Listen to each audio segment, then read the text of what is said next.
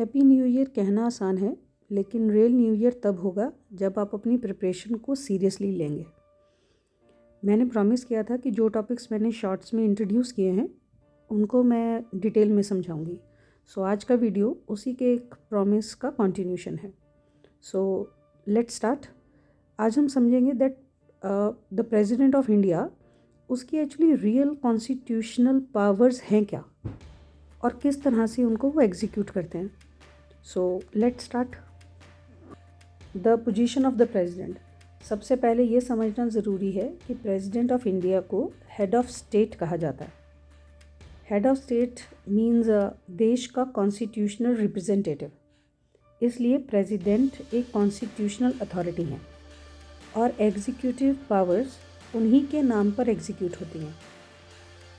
Competitive exams की standard language में बोलूँ तो प्रेसिडेंट को फॉर्मल एग्जीक्यूटिव माना जाता है, बट रियल एग्जीक्यूटिव नहीं। नाउ रियल एग्जीक्यूटिव पावर किसके पास है?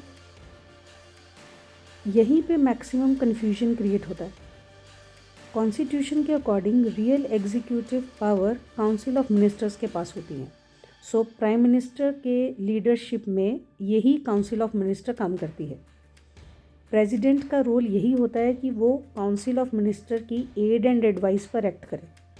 इट मीन्स जितने भी पॉलिसी डिसीजंस हैं वो कैबिनेट लेगी और प्रेसिडेंट उन डिसीजंस को कॉन्स्टिट्यूशनली इम्प्लीमेंट करेंगे। Moving toward the next part, article 74 जो कि क्लियरली कहता है कि प्रेसिडेंट काउंसिल ऑफ मिनिस्टर्स की एड एंड एडवाइस पर ही काम करेंगे। ये एडवाइस बाइंडिंग इन नेचर होती है। इसलिए किसी भी कॉम्पिटिटिव एग्ज़ाम में अगर ये कहीं लिखा है कि प्रेसिडेंट अपनी मर्जी से डिसीजंस ले सकते हैं या नहीं, तो ये स्टेटमेंट कॉन्स्टिट्यूशनली इनकरेक्ट मानी जाएगी। अब इससे आगे बात आती है डिस्क्रिशन की। हाँ, प्रेसिडेंट के पास डिस्क्रिशन होती है, लेकिन बहुत लिमिटेड। सिर्फ रेयर सिचुएशंस में कह सकते हो, और हमेशा कॉन्स्टिट्यूशनल मोरालिटी के फ्रेमवर्क के अंदर ही ये डिस्क्रिशंस काम करेंगी। इसको ये भी कह सकते हो कि ये पर्सनल या पॉलिटिकल चॉइस नहीं हो सकती एक खुद के एक प्रेसिडेंट एज अ पर्सन की। इसलिए एग्ज़ाम में कभी भी दो एक्सट्रीम स्टेटमेंट्स अगर हम देते हैं तो वो हमेशा गलत होंगे। जैसे प्रेसिडेंट सिर्फ एक रबड़ स्टैम्प है, ये गलत है। सेकंड, प्रेसिडेंट फुली इंडिपेंडेंट है, ये भी गलत है। सो बैलेंस्ड आंसर होगा प्रेसिडेंट एक कॉन्स्टिट्यूशनल हेड हैं जिनके पास लिमिटेड डिस्क्रिशन है।